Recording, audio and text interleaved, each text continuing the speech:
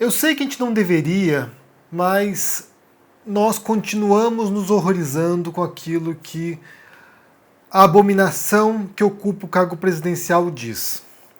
E ontem não foi diferente. Ontem o Bolsonaro, para os seus apoiadores lá no cercadinho, no chiqueirinho, disse o seguinte sobre o Bruno Covas, que foi prefeito de São Paulo e faleceu bastante jovem por causa de uma doença terminal. Então vamos ouvir aqui Bolsonaro, primeiro falando sobre o Barroso, ministro do Supremo, e em seguida falando sobre o Bruno Covas. Vamos ouvir aqui. Por exemplo, o Barroso, por exemplo, Barroso, ele vai ficar surdo. Alguém sabe o que mais credenciou o Barroso ir para o Supremo? Ser advogado do terrorista Cesare Battisti, italiano. Para o Barroso, ele não é um assassino. Ele não destruiu 4 famílias. Ele é uma pessoa decente, honesta. Né? Então, como ele foi advogado, o PT gostou dele, entre outras coisas, ele defende o aborto, a liberação de drogas, ele defende um montão de coisa que não presta. Não presta. Ele acha que ele é o máximo. Ele se acha o máximo. Tá certo? Agora ele tem limite dele. Eu tenho os meus limites, ele tem o dele. E ele está abusando, não é de hoje. Há muito tempo. Fecha São Paulo e Miami. O outro que morreu, fecha São Paulo e vai ver Palmeiras e Santos Maracanã. Esse é o exemplo de Copacabana. Só lembrando que antes de começarmos a analisar essas questões aqui que surgiram de ontem para hoje, eu vou pedir para que vocês já deixem a sua curtida nesse vídeo e também já deixem no comentário aqui o seu bom dia, o oi, tudo bem, Henry? Para a gente poder movimentar aqui o algoritmo e ajudar o canal a atrair mais gente. E também, além disso, se você não for inscrito, se inscreva no canal, porque a nossa meta até o fim do ano é de 700 mil inscritos. Então, vamos bater essa meta. Conto com vocês. Então vamos comentar essa fala do Bolsonaro ontem, né? Primeiro atacando os ministros do Supremo, nesse caso o Barroso. O Bolsonaro tem o tempo todo, como vocês sabem, forçado as instituições, isso não é de hoje, desde que ele tomou posse, desde antes de assumir como presidente. O Bolsonaro é alguém que constantemente criticou a democracia, o que é legítimo, a gente pode questionar e criticar a democracia, mas criticava a democracia e o tempo todo propunha um modelo que era antidemocrático, e isso sim, inclusive, é anticonstitucional, né? Propor uma ruptura democrática não é aceito na democracia brasileira, mas é alguém que o tempo todo forçou as instituições, que o tempo todo está antagonizando as instituições, incluindo também o Supremo Tribunal Federal e agora, né, como a gente tem visto recentemente, mais uma vez, o TSE, que inclusive agora vai iniciar uma investigação relacionada às falas do Bolsonaro de que haveria fraude nas eleições, questionando a lisura das urnas eletrônicas e do processo eleitoral. Pode ser que, se esse processo avançar, vamos supor aqui que de fato eles comecem a investigar e punam o Bolsonaro, ele pode se tornar inelegível na próxima eleição. Ou seja, isso pode tirar o Bolsonaro da corrida eleitoral para o ano que vem. Se isso acontecer, será um modo que as instituições encontraram, já que a Câmara dos Deputados não trabalha, né, já que o Arthur Lira está lá sentado sobre os processos de impeachment, como fez o Rodrigo Maia, vale lembrar, né, ficou sentado sobre os processos de impeachment do Bolsonaro, já que a Câmara não funciona, então parece que o TSE vai ter que pegar as rédeas da situação e fazer alguma coisa. Porque só nota de repúdio, só indignação, só, sabe, blá blá blá, não vai adiantar nada. Então, pode ser agora que surge uma luz no fim do túnel, né? Pode ser que o Bolsonaro se torne inelegível por causa dos ataques que ele tem feito ao processo eleitoral e as críticas que ele tem feito à urna eletrônica, de certo modo sabotando a eleição, de certo modo semeando a dúvida no eleitorado, de modo a já vender um discurso, vender uma tese de que as eleições do ano que vem serão fraudadas e que ele perdeu, que a gente espera que ele perca, né? E que ele perdeu porque houve fraude. Então já há uma movimentação agora do TSE para tentar punir o Bolsonaro de algum modo. E além disso, você tem também a CPI da Covid, que pode chegar no Bolsonaro e hoje retorna às atividades. Então, esse é o primeiro ponto, né? E o ataque ao Supremo, o ataque ao TSE, são ataques contra instituições, contra outros poderes da República Brasileira que deveriam trabalhar de maneira harmônica, né? Em tese, pelo menos. E daí, seguindo aqui, né, para o segundo tema do dia, que tem a ver com essa fala sádica, né, essa fala grotesca, essa fala desrespeitosa, essa fala abominável dele contra o Bruno Covas, né, falando aquele lá que morreu, né, é um desrespeito. Você não poderia esperar nada diferente do Bolsonaro, né, como eu falei aqui, ele tem um histórico de ataques à democracia e também tem um histórico de ataques contra indivíduos também com esse perfil sádico, também demonstrando esse perfil sádico dele. Ataques a Dilma, por exemplo, né, satirizando, ridicularizando a tortura que ela sofreu, homenageando o torturador da Dilma, isso no impeachment da Dilma, né, quando ele vai lá votar pro impeachment, ele vai lá e homenageia o torturador da Dilma. Então é um sujeito desalmado, é um sujeito que não tem o menor respeito pelos demais, é um sujeito que nunca demonstrou qualquer tipo de empatia pelos seres humanos, ou qualquer tipo de respeito pela integridade dos outros, por direitos humanos, inclusive, né? Alguém que constantemente atacava direitos humanos, que não é direito apenas de criminoso, não, é direito de todos nós. Todos nós somos protegidos por uma série de direitos humanos, que é direito à liberdade, direito à saúde, direito à educação, que é direito à livre circulação, que é direito à justiça, que você tem um julgamento justo. São vários direitos humanos que a gente possui, né? Todos nós, incluindo o próprio Bolsonaro. Se a gente não defende a morte do Bolsonaro aqui, porque a gente entende que direitos humanos vale até para genocidas, até para criminosos de guerra vale direitos humanos e que merecem julgamento justo e que merecem uma punição proporcional ao crime que cometeram. Então você tem um sujeito que jamais demonstrou qualquer tipo de respeito pelos demais, pelas outras pessoas. E não é diferente nesse caso. Ele vai lá e ataca agora a memória de uma pessoa que faleceu recentemente. É só importante ressaltar aqui que quando o Bruno Covas foi ao jogo de futebol, né? Como menciona aqui o Bolsonaro. Quando ele vai para o Maracanã assistir um jogo de futebol, talvez pessoalmente, né, individualmente, o Bruno Covas ou a gente possa não considerar como se fosse um erro, né? Ele é um sujeito, um indivíduo, uma pessoa normal que foi a um jogo de futebol, sendo que naquele momento era permitido fazer isso. Era permitido que as pessoas, ou algumas pessoas pelo menos, um público muito reduzido, pudesse frequentar o estádio. Só que, como eu falei na época, e repito aqui, politicamente foi um erro. Você tem uma pandemia, pessoas morrendo, políticos pedindo para que seus concidadãos fiquem em casa para se protegerem, e daí ele faz isso, politicamente foi um erro. O erro não era que o Bruno Covas estivesse no estádio, mas é que houvesse público no estádio. Não deveria haver público no estádio. E se eles queriam de fato voltar às partidas de futebol, voltar aos jogos, pusesse jogadores para jogar lá e transmitisse na televisão. Mas ter plateia, ter audiência, por mais reduzida que fosse, para mim era um erro, né? Não o Bruno Covas estar no estádio, mas ter gente no estádio. Então, para começar, foi isso. E daí, o filho do Bruno Covas respondeu à fala do Bolsonaro, né? O Tomás diz o seguinte aqui: lamento a fala dita hoje pelo incompetente e negacionista presidente Bolsonaro. Em uma fala covarde, hoje durante a tarde, ele atacou quem não está mais aqui conosco, não dando direito de resposta ao meu pai. Além disso, cumprimos com todos os protocolos no estádio do Maracanã, utilizando a máscara e sentando apenas as cadeiras permitidas.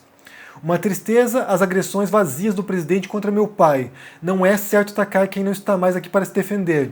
Meu pai sempre foi um homem sério e fez questão de me levar ao Maracanã no fim da sua vida para curtirmos seus últimos momentos juntos. Isso é amor.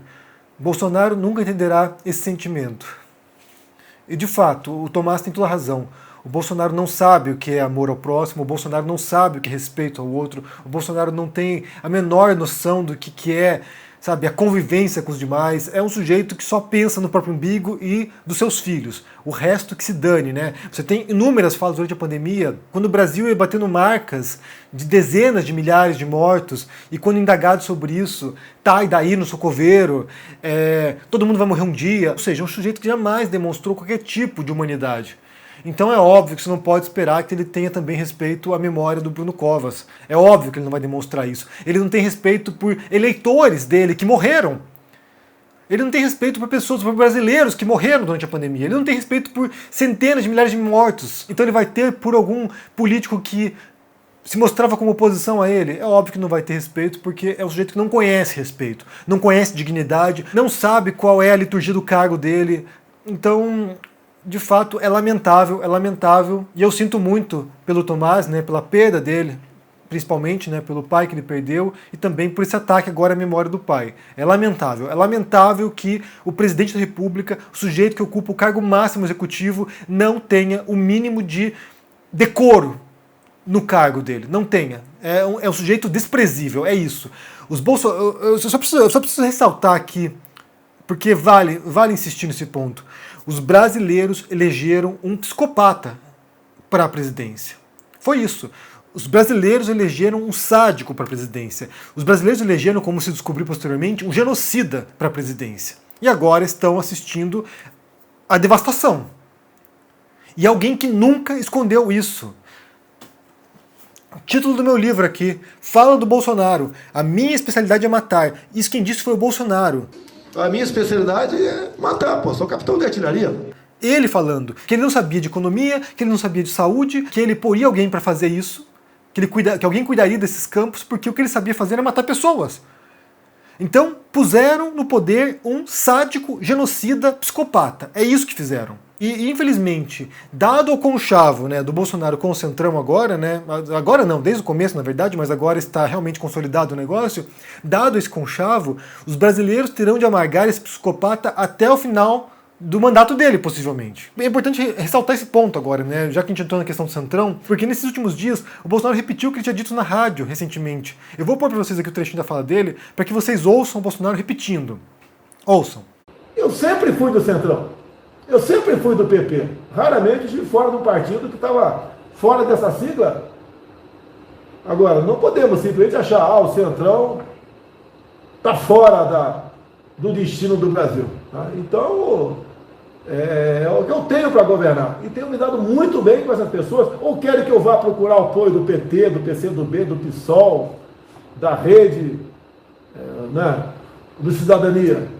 Pô, é fácil falar, né? Agora, querem que eu haja dentro das 4 linhas de Constituição, estou agindo, eu trabalho dentro das 4 linhas, mas do meu lado, e 90% do que eu quero fazer em Brasília, eu dependo do parlamento. Então aqui, como eu falei, o pacto, né, a aliança entre Bolsonaro e Centrão, agora foi de fato escancarada e consolidada, e ele não esconde mais, e ele agora vem com esse argumento, né, com essa fala dele, de que ele faz parte do Centrão, que ele sempre foi do Centrão, que não há distinção entre Bolsonaro e Centrão, porque ele sempre foi de partidos do Centrão. E o Centrão, como vocês sabem, é esse conjunto de partidos, né, como o PP, por exemplo, que o Bolsonaro sempre menciona, o PP, o DEM e outros partidos, que compõem uma ala fisiológica no Congresso de partidos que não têm muito clareza ideológica, né, ou programática, e que vão seguindo quem está no poder, e que vão se alinhando com quem está ali comandando. E eles vão lá para poder ter cargos, poder ter verba, poder ter um monte de benesses de se aproximar do poder. Então o Bolsonaro diz aqui claramente, mais uma vez,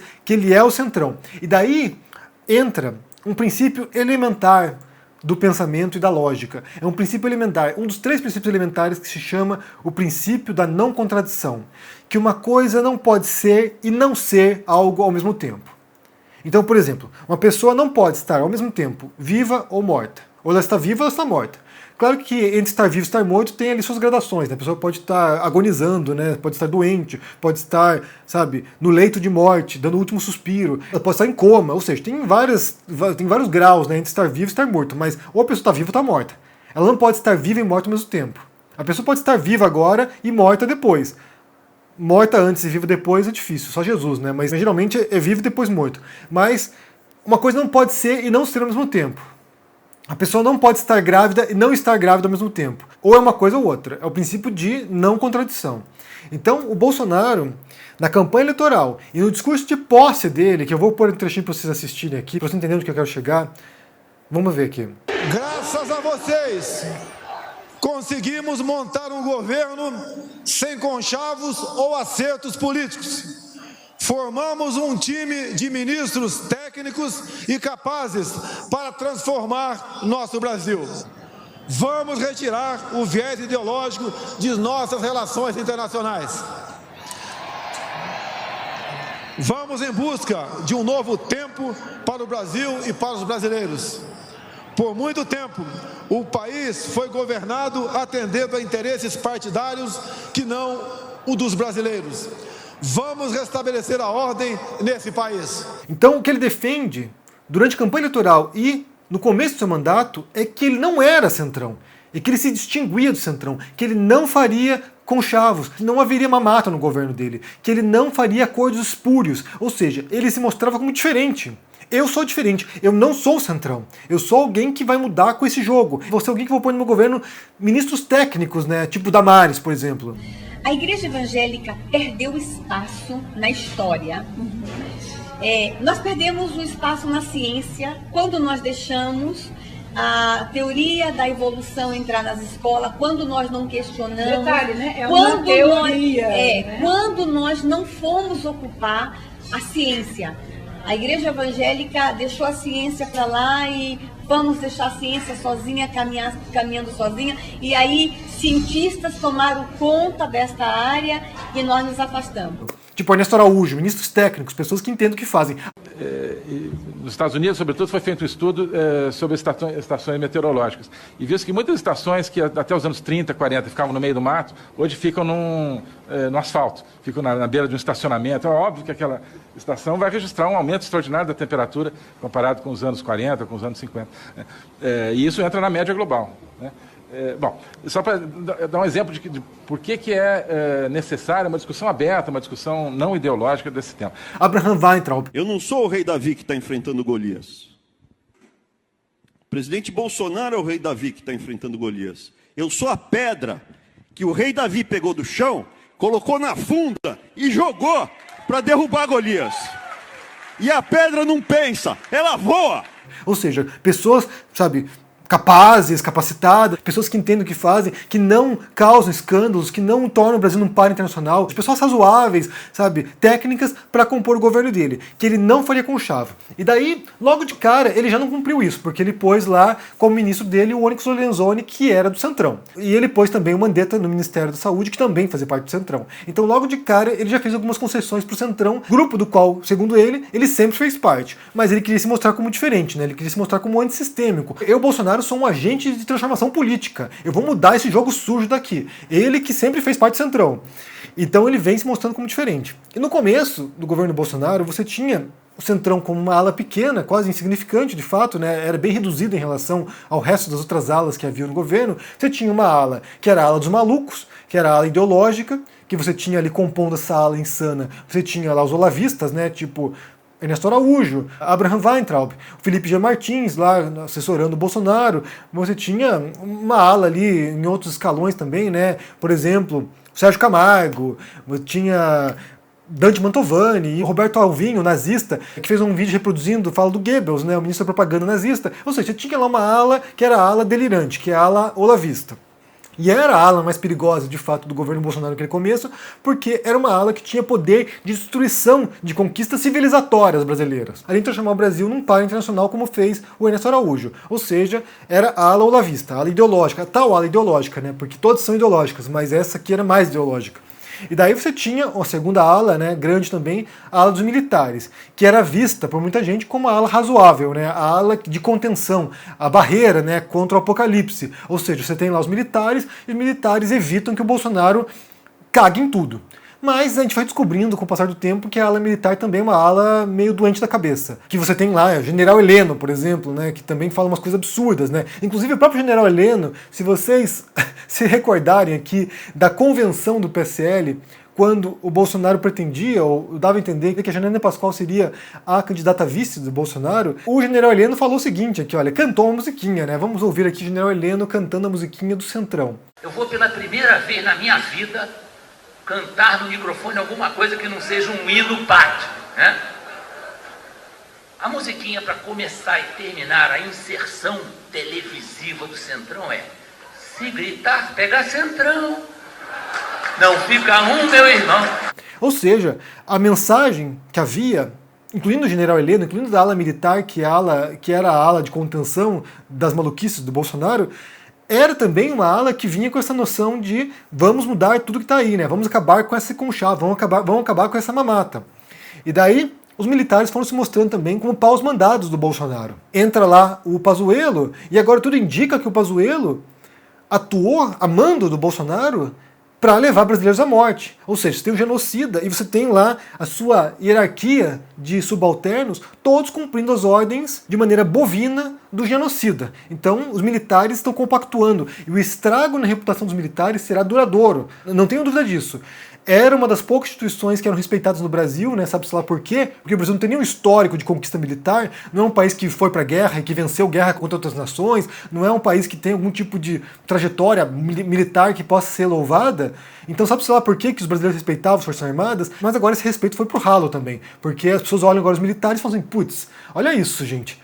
Como é que esses militares aqui se sujeitam a obedecer ordens desse genocida? Então também as Forças Armadas estão muito manchadas graças a esse vínculo, a esse alinhamento com o bolsonarismo. Eu falei semana passada sobre uma fala do Felipe Moura Brasil, dizendo que o bolsonarismo manchou o conservadorismo, né, maculou o conservadorismo, e eu disse que não, na verdade o que maculou o conservadorismo foi a aliança entre conservadores e Bolsonaro, isso que manchou o conservadorismo, e o mesmo vale para as Forças Armadas. Não foi o Bolsonaro que manchou as Forças Armadas, foi as Forças Armadas toparem participar desse projeto. Você tem um monte de generais, coronéis participando do bolsonarismo aí, participando do governo Bolsonaro, isso demonstra como esses militares não têm a menor consciência da sua responsabilidade como forças de Estado. Essas pessoas se sujeitaram a um projeto de destruição, de morte, que a gente tem visto agora com o Bolsonaro. Então, o que manchou as Forças Armadas foi a participação das Forças Armadas no governo Bolsonaro, do modo como eles estão integrando, né?